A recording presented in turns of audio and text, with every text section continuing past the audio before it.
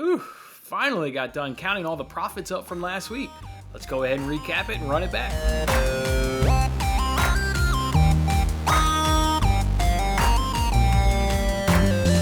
Hey, what's going on, everybody? It's Jason Mattis with Winning Bets. Thanks for joining me on this episode and kicking off a new week here on Winning Bets as we're on the Monday edition. I hope you guys had a good, fantastic, what I presume would be a long weekend.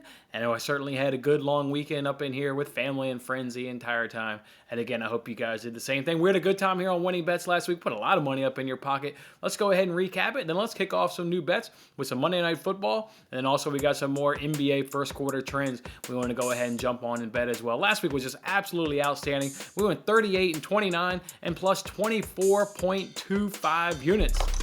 Yeah, let's get that cash register again.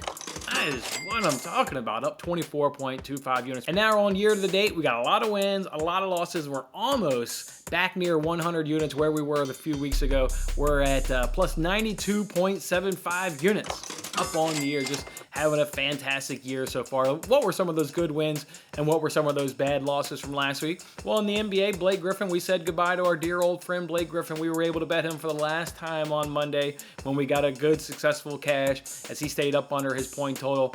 And then Steve Nash decided he wasn't worthy of being in the starting lineup. Not only, and looking at the box score, is he not worthy of being in the starting lineup, in the two games that we've been unable to bet him, obviously because the sportsbooks haven't given us a number, he's played 0 minutes in those two games. It sounds like Blake Griffin is either maybe working his way towards a buyout, maybe he'll go to another team. This is just all pure speculation. I'm just sitting here thinking as a veteran, a guy that's been in the league, a dozen plus, seasons. He's not going to want to just sit on the bench and not have any part of any games.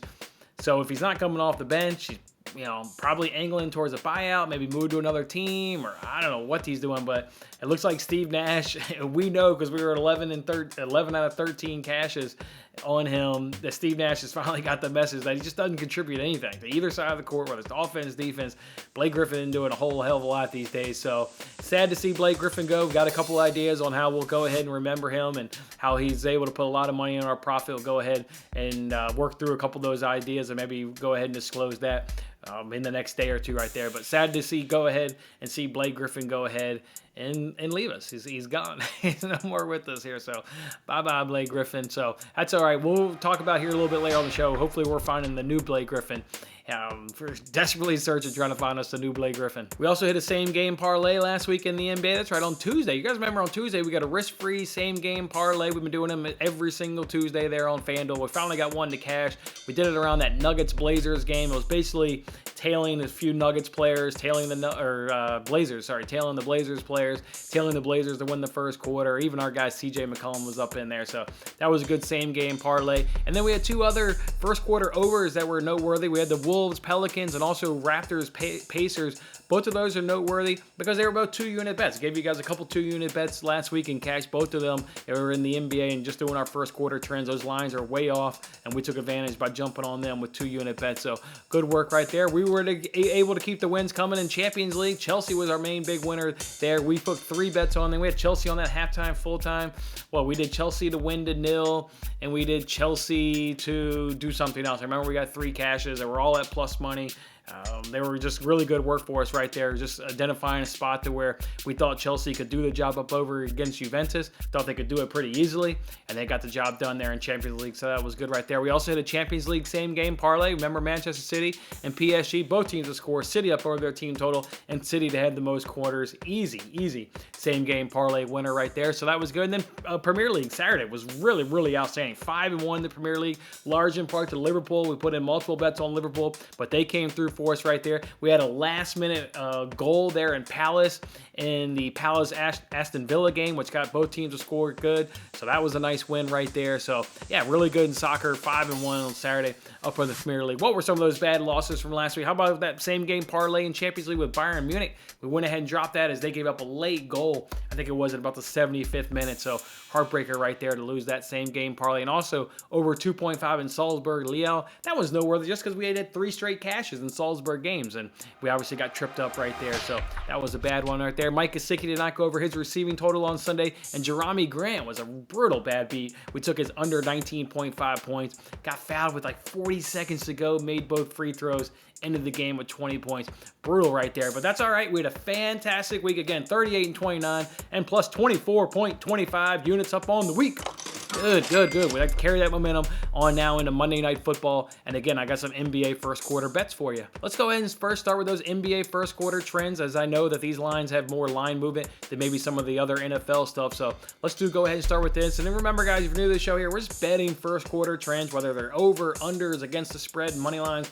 These things are happening more often than not. They're getting cashes, and we've just been riding these now. This is probably if I had to take a guess, probably our third week of tailing NBA first quarter trends, and they've been, good to us here. So let's go ahead and keep all that going. Let's go ahead and first look at this Thunder versus Rockets game. We're going to go ahead and do under 54.5 points at minus 113 up over at FanDuel. Look, these teams are 10 and 7, cashing the under, and their games are averaging 53 and 51 points in the first quarter. So we'll go ahead and take under 54.5 in Thunder versus Rockets. Let's also go ahead and do Pacers versus Wolves under 55.5 points at minus 128 up over at FanDuel. These teams are 16 and 8, cashing the under, and their games are averaging 52 and 52 points on the season. So we'll gladly take under 55.5 points in Pacers versus Timberwolves. All right, let's go ahead and now do a couple of against the spreads. Let's take Cavs plus 2.5 points at minus 120 up over at DraftKings. Look, the Cavs are 8-1 against the spread on the road, and they're plus 4.33 point differential. Meanwhile, the Mavs at home, they're only 4-3 against the spread, and they have a plus 1.87 point differential. So let's see if the Cavs can't keep it close and keep it within 2 points, and go ahead and get that cash at minus 120. The last one we want to do here for against the spreads, we want to do Pelicans plus 3.5 points at minus 120 up over at DraftKings. Pelicans are 7-3 against the spread in the first quarter. They have a plus 0.5 point differential. The Clippers are 6-6 against the spread at home, and they have a minus 0.92 point differential. So this 3.5 seems really off to me. I would have gotten this at plus 1.5, plus 2.5, but at plus 3.5, woo, no brainer. That's almost a gimme right there. So we'll go ahead and snag that at minus 120 up over DraftKings. All right, then I want to go ahead and do a couple money line parlays. I really like the 76ers, and kind of like how we've doubled down on Liverpool. We've kind of doubled down on Chelsea and some of these other teams. We're just going to go ahead and double down on the 76ers. I mean, they're monster favorites up against the Mavs. They're minus 5.5 favorites here in the first quarter. So I'm going to go and take their money line. Again, these are two-way lines, right? So if the first quarter should end in a tie, we'll just go ahead and get our wager back. It will not be a loss. So first quarter, money line, two-way lines. I'm going to parlay the 76ers with the Heat at minus 101 up over at FanDuel. Look, the 76ers, their point differential is 8 points over their opponents, the Magic, and the Heat are 13 against the Nuggets. So love parlaying these two teams on a two-way money line in the first quarter at minus 101. Then I'm going to reuse the 76ers again, and this time parlay them with the Bulls, who have a plus 4 point differential there in the first quarter, or 4 point differential up over their opponent there, the Hornets. And I'm going to go ahead and snag them at plus 115, that parlay. So do 76ers Bulls plus 115 money line parlay, and then do 76ers Heat at minus 101 parlay. And then one player prop I do want to go ahead and get on is I want to go ahead and get back on CJ McCollum.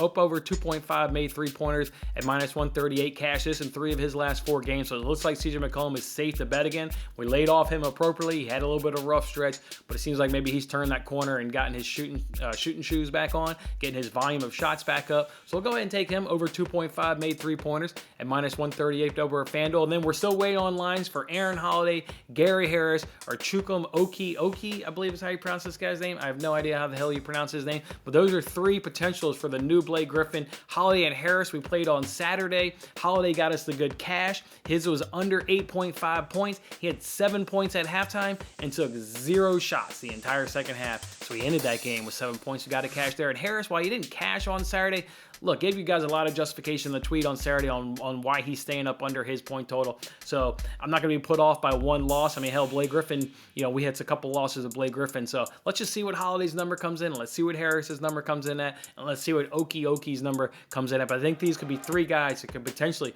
be the new Blake Griffin. So we'll see if we can't ride those guys once their numbers come out. All right, so for the NBA recap, we want to go and do Thunder Rockets under 54.5 points at minus 113. We're going to do Pacer Timberwolves under 55.5 points at -128. We're going to do Cavs plus 2.5 points at -120. We're going to do Pelicans plus 3.5 points at -120. We're going to do a 76ers Heat Moneyline Parlay at -101.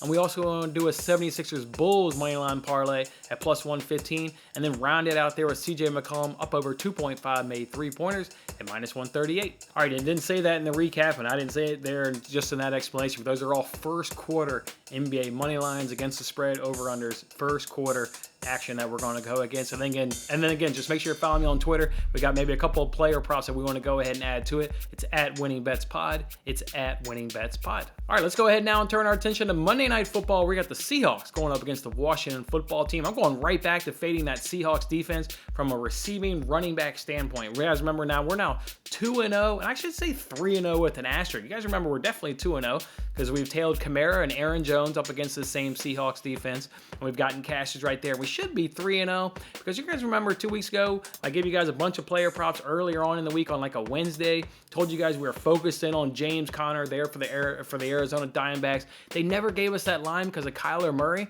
My friend had an excellent idea and texted me as soon as he did it. He waited till the game went live and they offered live lines on James Conner. He immediately bet it, got a cash. That's just so upsetting because we should have gotten that line earlier. We would have bet it. I would have told you guys to bet it. But because we never got the pregame line, I didn't even think to go ahead and look live. So credit to my friend, and maybe credit to some of the other guys that went ahead and bet that live line. So 2-0, kind of 3-0 fading this Seahawks defense from a receiving yard standpoint to the running back position. That's what we're going to go ahead and fade because they're dead last in the NFL. They're allowing 73 yards per game on 7 catches. So we're going to go obviously look at J.D. McKissick. I mean, he's the guy on this team. Take him up over 25.5 yards and -115 up over points. He leads he's second on the team in targets, second for a running back. A running back is second on the team in targets. Absolutely fascinating right there. And he averages 37 yards per game. I'm not going to stop there. I'm also going to go ahead and do Antonio Gibson up over 9.5 yards at -120 up over at DraftKings. He's averaging 16 yards per game. He's cashed in 6 of his 10 games. He's had at least 10 yards. So like this right there, really I don't mind doubling down here because the Washington Football Team uses their running backs. It's evident that the fact that McKissick is second on the team in targets. And again, the Seahawks are dead last. We've gotten cashes. We know how poor they are. If I had to predict, Gibson's probably going to have 3 catches and McKissick's probably going to have 5 catches. If that happens, I think both of these guys are going to cash easily up against the Seahawks defense that cannot defend that running back position from a receiving standpoint. So I'll go ahead and take McKissick up over 25.5 yards, and I'll go ahead and take Gibson up over 9.5 yards, and that's how we'll do it. That's how we'll round out our Monday. Got 2 Monday Night Football bets. We got a handful of NBA bets, and then also a couple of other possibilities that we may look to add to it throughout the day once the numbers are known to us. All right, guys, hope you guys have a fantastic Monday. Hope it kicks off your week. Don't be feeling down. I know it's a little hard to get back at work after a holiday, but we got some good action for us tonight. We'll put some money up in our pocket, and then we'll come back tomorrow and do it all over again. Have a fantastic Monday.